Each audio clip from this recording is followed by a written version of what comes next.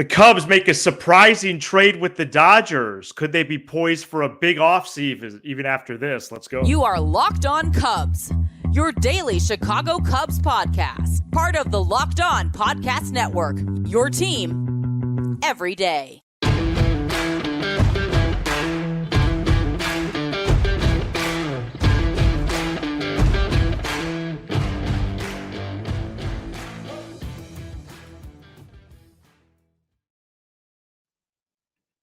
You are Locked On Cubs, part of the Locked On Podcast Network, your team every day. Alongside Sam Olber, I'm Matt Cozy. Best way to support the show is by listening every day on your preferred audio platform and by pressing like and subscribe on YouTube. Thank you so much for making us your first listen. Sam and I are lifelong fans, taking our passion into discussion with you on all things Cubs. Today's episode is presented by Game Time. Welcome back to Game Time to the show. Download the Game Time app, create an account, and use code LOCKEDON for $20 off your first purchase. Well, everything was dormant until Tuesday, and now activity is just picking up. The Cubs acquired top prospect Michael Busch and relief pitcher Yency Almonte from the Dodgers on Thursday for pitching prospect Jackson Ferris and outfield prospect Zaire Hope. We're going to break down this trade and a whole lot more, including where the Cubs go from here and the reports that they're going to be in a very active market in these few weeks before spring training. Sam, the Cubs got a good one in Busch. He is at his own peril in the Dodgers depth chart. He got squeezed out by a few different guys. But this trade on the surface looks like the Northsiders added not one, but two players to the opening day roster. Yeah, I think the first thing, Matt, that we need to do when you dissect a trade like this, because I'm reading the comments, is and you said this off the air, what does this mean for everybody else? Let's just talk about what this means for the Cubs. What did they give up? And what did I'd like to do that. And what did they receive? So and let's start with I think we're going to do a good job of informing about the two guys. Yeah, so let's talk about they can have an impact from day one.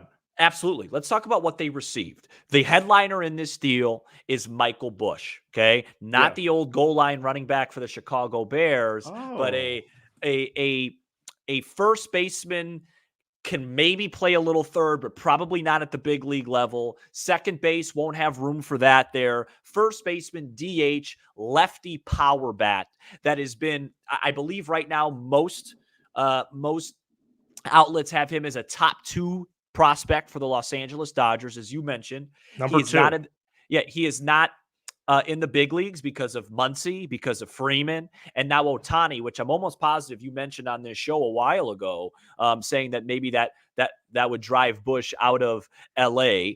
What he brings to the table is a very solid bat. It's not just boom or bust offensively with the home runs. He does take his walks. He does have a good knowledge of the strike zone. He does get a lot more hits. It's not like a lot of people are like, hey, so it's the lefty Christopher Morel. It's a bit different than that.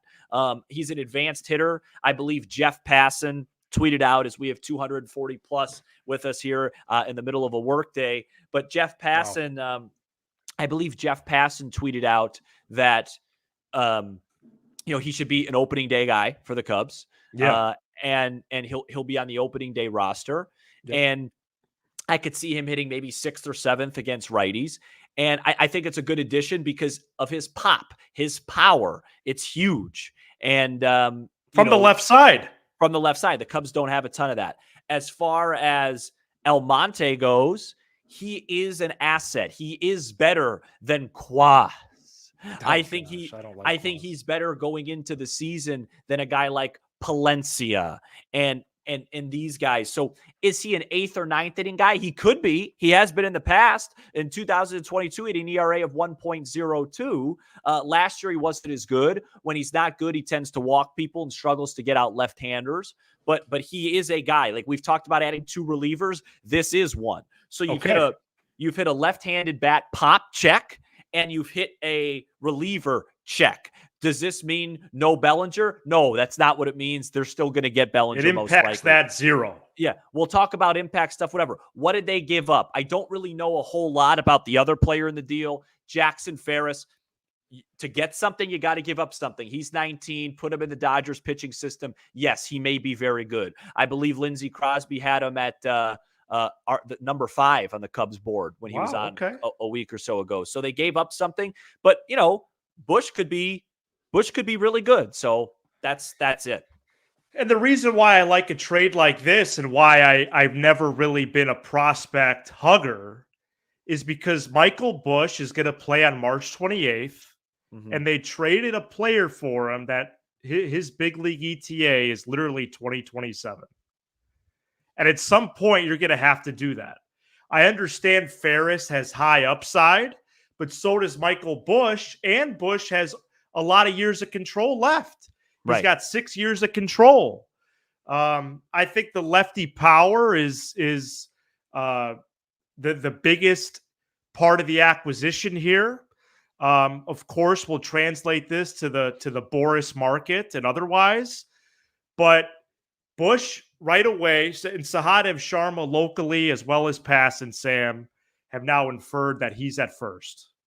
Right. Okay. And he played mostly third last year, but at this type of level, I think the first base spot is where he's best. Then you slot him in at DH as well. So maybe you have Busch at first. You have a Busch Morel rotation at DH. We'll see. And again, I think the 2 check boxes, even offensively, you can still leave those open, and we'll get to that again later. But the Almonte thing is intriguing too.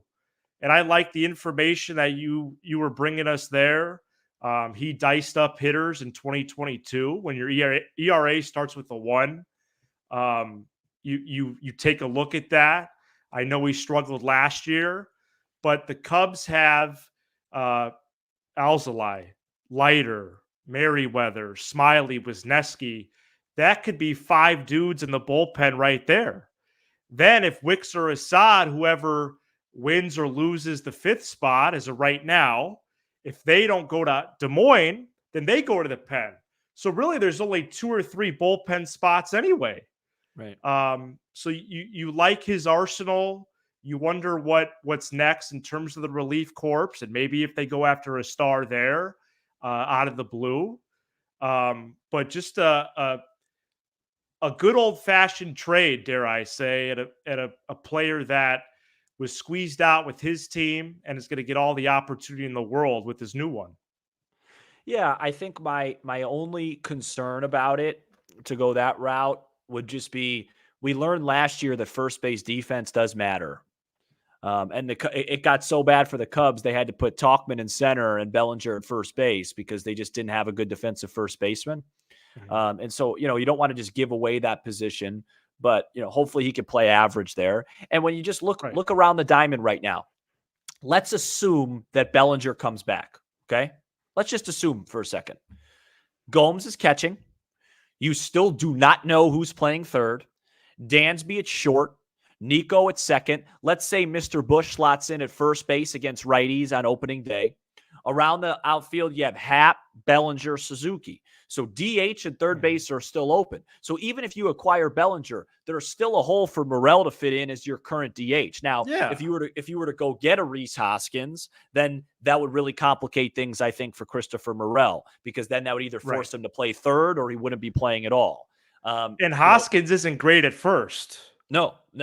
So you could go get, Chapman is still available now. The Cubs still have that whole third. Maybe it's magical. Who knows? But the point I'm trying to make is the Cubs needed a lot of help. So this is just one check mark offensively, where and they still have a hole at DH. They still have a hole at third base. Or you could say if Busch is the DH, they have a hole at first base and a hole at third base. I think he's going to play first because that leaves it open for Morel. And then, like you said, there's a lot of different options they could do. Bullpen wise, I still think they need another arm and a better one at that, but this is still a piece towards rectifying that. And I've ebbed and flowed personally on Morel a bunch. Do you really think they're going to try him at third still? I just don't. I don't, because people seem to have this false idea that, hey, you have Dansby and Nico, so third's not as important. No way. It's actually more important, because what's the point of Right. building your whole infield around defense if you're going to leave one of the 4 positions and one of the 3 biggest ones unattended? So Yeah. I do think they're going to find that. My guess is the opening day third baseman will be either Matt Chapman or Nick Madrigal. Okay. That would be my guess. I think they're going to value defense there. Right. All right. Well, let's talk about some of those scenarios and who might be on board, who might be impacted by this Busch and Almonte trade, and just remind each other of the targets, both on the Boris market and perhaps even the trade market. And we do that coming up next. Today's episode is brought to you by FanDuel. The NFL regular season is wrapping up, but there's still time to get in on the action with FanDuel, America's #1 sports book. Right now, new customers get $150 in bonus bets guaranteed when you place a $5 bet. That's $150 in bonus bets, win or lose. The app is so easy to use, and there are so many different ways to bet, like a live same-game parlay. You can find your bets in the new Explore tab. You can make a parlay in the Parlay Hub. There's so many ways to find popular parlays and a whole lot more on that FanDuel app. So visit FanDuel.com/lockedon and make your first bet a layup. FanDuel, official partner of the Locked On Podcast Network. We're back here on Locked On Cubs. We are live exclusively on YouTube right now. If you're watching the replay or rewatching after watching live, shoot. Thank you so much. And shout out to all the audio peeps, Apple, Spotify, and more. The Cubs make a surprising trade with the Dodgers on Thursday. Michael Busch and Yency Almonte from the Dodgers to the Cubs. Jackson Ferris and Zaire Hope from the Cubs to the Dodgers. And I think the time has arrived, Sam, to realize the Cubs could still have a huge offseason. Multiple reports on Thursday, how timely, indicated the Cubs are poised to do just that, as we are inside of 5 weeks until pitchers and catchers report to Mesa AZ. I do think after this trade, I have to say, Chapman is now more likely than Hoskins. Really? I thought better of it, but then I kind of reversed my fortune on that, because Hoskins figures to get less years than Chapman, but the longer the calendar goes, you wonder about that. And if Chapman pegs down to a 3-year deal, I think the likelihood of that over 1 or 2 years of Hoskins is way, way higher. I don't think they like Hoskins at first. You know, why has he been the player, really, besides Bellinger, so closely associated with the team, and they've gotten nothing done? I get it's a bit of a staring contest, but something to consider. I think Bellinger's still destined to be on this team. Chapman on a short-term basis. And then there's a couple other names, too, that popped up Thursday. We've talked about Montgomery throughout the week. Of course, I would like the Bellinger-Montgomery combo the most. But you look at the payroll right now, you look at the luxury tax ceiling, they got 40, 50 M's to play with, and I hope they do it in an impactful way. Yeah, I just want to I agree with what you said. I just want to address like a ton of PCA questions. PCA. It's real quick. PCA is not going to start the year with the big club. Okay. That I think everyone feels, assuming they bring Bellinger back. This is all assuming. That would be a surprise. If they bring Bellinger back, he will be playing center. If PCA skyrockets and becomes the guy we all want him to be, then in this situation, PCA shifts to center, Bellinger shifts to first base, Busch shifts to DH. It's not that complicated to figure that part out. As far as what you said, I agree with you. I think the Hoskins thing now becomes less likely because I look at it with wisdom. If you really like Busch's bat, then Busch then plays first versus righties. And then, if you're not going to spend that much money on Hoskins if he's only going to play versus lefties. You already have a good power guy with Wisdom against, lefties anyway. I just hope Wisdom, can learn how to play the position a little bit better than he showed last season. Right, so he can hit the lefties, yeah. I think you're going to give yourself a huge headache if you really, and not you, Matt, but the listeners, if you really start to make this in general, like, hey, who's going to do this? Who's going to do this? Who's going to do this? That's Craig Counsell's job. That happens all the time. Those are good problems to have. If Yep. all these guys perform and do what they need to do, and it's actually a difficult decision, then the Cubs are going to be winning games. My guess is somebody's not going to perform and it's going to become very easy. So when these moves happen, don't give yourself a headache for no reason. Enjoy the move. Let me do that when I make the lineups. Yeah. Be happy that the Cubs just added some lefty pop and some young lefty pop. That could be, that could be a foundational piece if he's really good. You got to remember, exactly. Hey, why would the Dodgers trade him? He's got Muncy at third, Freeman at first. He can't play there. Vargas at second, Ohtani DH. So it's not like there's this massive, or Mookie Betts, excuse me, Hernandez. Yeah. It's Betts at second, Freeman at first, Muncy at third, and Ohtani at DH. Those are his positions. So they had to deal him. And the league knew that they had to deal them. And that's probably why they got, a guy like Ferris and not a top guy. But this is, as my dad texted me, the top 2 prospect for the Los Angeles Dodgers. That's pretty good.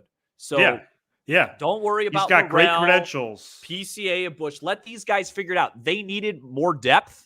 And they got it. And as far as what you're saying, Matt, I agree. The Hoskins thing now, unless it's a really team-friendly one-year deal, doesn't make a whole lot of sense to me, because then you would have 3 guys on your roster that are really only limited to like 1+ positions, don't have tons of speed. You know what I mean? Things like that. So, right. And to be honest with you, I kind of like it because I hope it hurts Hoskins' value a bit, because that whole negotiating process has been ridiculous. Coming off a torn ACL, 1 year, 15 to 17 million's plenty. He should be signed already. Right. Well, and I also think that 455 with us. Well, I wanted to point out, in terms of the corner infield, that let's say the Bellinger-Montgomery combo happens.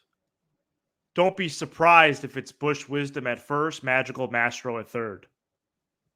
Because that's where you made your investment. Right. That's where maybe you did a little overpay for each guy. You got your guys. You got a top flight starter, a top flight bat. So I think there's a reality where that's still possible on the corners. And, I lost. Did I cut you off because I lost you for a second? No, I got you. Oh. I will say there is one guy that is totally impacted by that, and that's Matt Mervis. I mean, if I'm Matt Mervis right now, I'm hoping that I get traded at this point, because basically Michael Busch is just a more highly touted, better version of Matt Mervis. Mid-20s, prospect first base, a lot of power, a lot of minor league success, cup of coffee in the major leagues, didn't work out. You know what I mean? So yes. I really don't see, to use your phrase, I really don't see a path for Matt Mervis to play for the Chicago Cubs unless there's a major injury. And you would have liked to have seen what he could do out of spring training, and maybe just toyed around with the idea of him in some sort of platoon with Wisdom. But yeah, I think he's firmly out of the plans now with the Busch acquisition. Could you get any value back for him? I don't know. I wonder if you call up a team that really doesn't have a lot of first baseman or DH. Yeah, with some upside and some ceiling, and ask for a reliever back. Like, I wonder if that's a deal that could be had. Yep. A Nelson Velasquez type of trade. Yeah, 1-for-1 swap. Yeah. The other name that I heard on Thursday, again, we haven't heard him in a while, and he's not represented by Boris, so there's a little bit of a twist there, is Josh Hader. Has his market come down at all? Because if it has, then the Cubs could be a partner at a high AAV for a 2 or 3 year deal. And that would be just a massive addition. And that slides everybody back on the bullpen rung. Alzolay 8th inning, Hader 9th inning. It sounds good to me. Obviously easier said than done. but he's still out there too. So you're at the point in the offseason where you are allowing yourself to dream again a little bit. I don't know if I want to reveal the win total that you joked around with on the phone earlier, but we are dreaming a little bit again, and we're Yeah. getting excited, and it's inevitable, I think, that the Cubs do sign at least one or two of these guys that we're mentioning this segment, and that is going to be exciting when it happens. Yeah, and I will say there was a signing today. The Brent Suter to the Reds thing was a little bit odd. I was shocked that he was a 1-year, $2.5 million guy. Yes, I thought way I less thought than projections. I thought he was a really good fit for the Cubs. Of course. But they didn't, and you kind of just have to trust Jed and counsel on that, because Yeah. obviously they know. And I will say this, there is one element of this trade that I do want to talk about Mhm. just really quick. And I'm reminded by it by a comment. I'm just making sure I want to read it because Oh, yeah. I don't want to. Yeah, I think, it has I can't post it because of the language. We're a But family show. So. but the Cubs need to make a big signing because right now their two signings, albeit very successful, I think, or excuse me, signing and trade, it is very small markety. Okay, they went and got Imanaga on a massively team friendly contract. Almost feels like they got lucky that he wanted him to come. Right. And then they traded for, instead of an established stud, they went out and got a young guy that's very cheap, that has tons of upside. Like, that's a great small market type of move with Almonte. So I would now, none of this matters if you go out and give Bellinger $175 million. That's not a small market type of move. So, I will say, I think it's important that they follow up with something big, because right now, to me, today's move is a very solid margin type of move. It is, it's a little bit more than that because of the upside, but it's just like, hey, that's a very sneaky, shrewd move. We needed some left-handed power, and we basically got left-handed power without having to give up any major salary. We just gave up a prospect. So, but my whole point is I hope they use that, Matt, to go spend more money. Go spend, I want this team to be top 3 to 4 in payroll this year. I think right now they're sitting at like 7th or 8th. So they got a couple moves to do that. And then I'll feel really good because you add Bellinger, you add Busch, you have a nice combination of sure things. We know what Ian Happ is. We know what Dansby is. We know what Nico is. We feel like we know what Seiya is. Hopefully we know what Belly is. And then with upside guys like Morel and Busch and then potentially PCA, it's kind of a cool roster that's forming, but I just want to make sure that we spend the appropriate amount of money. And is this the first of 2 trades? What do trade partners with the Guardians look like? What was the last time the Cubs checked in with them? I'm sure early and often. Is Bieber still out there? The Mariners and Marlins are a unique trade partner. Do the Rays still want to shed some players under the heavier arbitration numbers? Of course, any of these deals outside probably Bieber would come with a high cost. But you're willing to do it if it means impactful additions that you have under team control, and that you're able to give up some prospect capital. I think this trade on Thursday with the Dodgers is an indication that Jed, given the right partner, given the right situation, given the right return, he'll trade some capital. Ferris was highly, highly regarded. I know his ETA is 2027. But there's other players on that list that if traded, your system is still a good system. So it's really about finding that right team that wants to do it. I think there's a lot of intriguing options. Again, I'm still personally looking at the free agent market, but just wanted to remind about possible trades. Yeah, and I think the Cubs really should have, what have they added so far in salary? $15 million for Imanaga next year. Right. They should be adding, I would say, at least $30 to $40 more million next year in salary. You figure Bellinger will be in the low 20s. That still gives you, another reliever potentially. I would say almost closer to 50. Yeah. It all depends on the luxury tax and is Jed willing to go over? The thing that for me is I think he has to go over, because the whole excuse of why he didn't add another reliever at the deadline last year was because he didn't want to go over, and that cost us a playoff spot. So at some point you got to be willing to go over. You're the Chicago freaking Cubs, and please don't use the snowstorm this weekend as an excuse because Cubs convention attendance might be low. Oh gosh, no. Yeah, Snowmageddon is apparently on the way in the Chicagoland area. Perhaps that does impact Cubs convention attendance or something like that. But hey, everybody's inside. We're locked to the TVs. Make a move. We would like to What a beautiful recap some of the live event. Yeah, it was amazing. From Wednesday night, and we do that next. Welcome back to Game Time. They've been such a great partner of ours here at Locked On Cubs, and they're back here in the new year to the show. You shouldn't have to worry when you buy tickets to your next big event. We're talking sports, we're talking music, we're talking comedy, we're talking theater. They have killer last-minute deals with all-in prices, views from your seat, best price guarantee. They take the guesswork out of buying tickets. Here in the new year, you're trying to scour the market for seats. What deals can you find? What events would you like to be at? And Game Time is the place to go, and they will take good care of you. Download the Game Time app, create an account, and use code Locked On for $20 off your first purchase. Terms do apply. Again, create an account, redeem code Locked On for $20 off. Download Game Time today. Last minute tickets, lowest price guaranteed. We're back here on Locked On Cubs, 500 plus at one point on the live. Very grateful that you would join us here on a late Thursday afternoon, early evening. Shout out to everybody on the replay and audio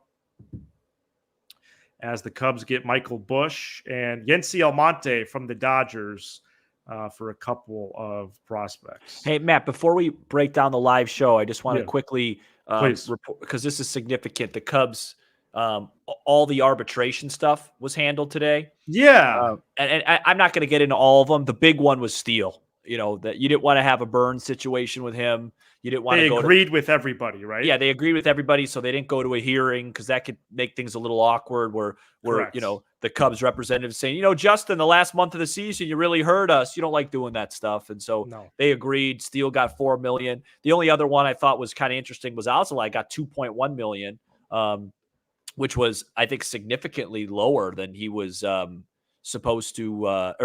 Significantly lower than he was supposed to get. So that, I think he was 2.5. So the Cubs settled there with pretty much everybody, and no issues. Yeah, no, that is good news. It's good to get that update. And we wanted to share and just show appreciation for our first ever live show Wednesday night at the Arcada Theater in St. Charles. We were in the Rock and Ravioli room. Really nice setup there in St. Charles.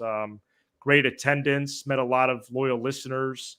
And we're excited to take these steps of getting out on the road. And it was a great time, Sam.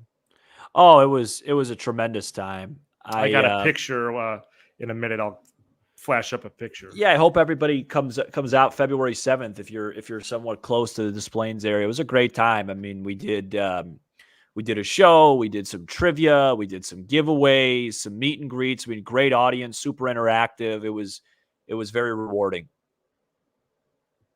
Just and I'm rewarding. Going to try to put the Des Plaines link in the chat as we're going here, because I'd like to start promoting that a little bit more as well. That's Wednesday, February 7th. Yeah. And we'd love if you're in the Chicagoland area to join us. Shout out to Jose, who was there, Sam. Yep. Jose was there. He's in the chat right now, so I wanted to show that. Yeah. And, shout out to everybody that came from out of state. I mean, we had, I don't know. Oh, my gosh. Yeah. 5 or 6 people that came from Iowa, Quad Cities, Indiana. Yep. It was a really nice, it was really fun, really cool to see, rewarding and awesome to be a part of that. Tickets only $10. There's great food, great drinks. So it's a whole night out, and that's a really cool thing. Here's a picture from the night right there. That's before the show. So wanted to show that, and we're looking spiffy right there, I have to say, fresh off the live theater. We look like royalty with those chairs. Yeah, I felt like King they're Louis. from a different era for sure. Yeah, no, Louis the 14th, or something like that. Pending any breaking news, I would like to be back here on Monday this time around in our offseason schedule to recap Cubs convention. And so we're excited to do that. We'll keep an eye on what happens this weekend. Thank you so much for checking out this edition of Locked On Cubs. You give us 20 to 30 minutes. We'll give you all things Cubs with a laugh or two along the way. Be sure to hit subscribe on YouTube and smash the like button for the algorithm. Shout out to the audio peeps on Apple, Spotify, and more. Sam, anything else? Very fascinating trade. Very going to learn more and more about it as we go. Overall, I'm happy with it. And yeah, just a very interesting deal. He's Sam Olber. I'm Matt Cozy. This is Locked On Cubs. There is momentum happening here.